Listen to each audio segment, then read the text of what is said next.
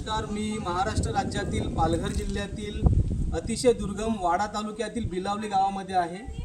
3 दिवसापूर्वी मी gas booking केला होता आणि ज्या पद्धतीने सांगितलं गेलं की 3 दिवसानंतर गॅस तुम्हाला मिळेल, तर आता हा गॅस माझ्या घरपोच आलेला आहे.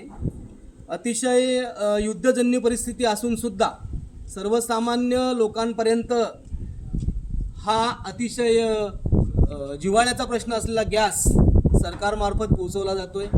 खरोखरच मी आपल्या महाराष्ट्र राज्याचे मुख्यमंत्री आदरणीय देवाभाऊंचं खूप खूप या ठिकाणी आभार व्यक्त करतोय. कारण आखाती देशामध्ये जे युद्ध चाललंय त्याचा परिणाम महाराष्ट्रामध्ये, भारतामध्ये गावोगावी झालेला आहे. अशा प्रकारच्या अफवा ज्या पसरवल्या जातात त्या अफवा धादांध खोट्या आहेत.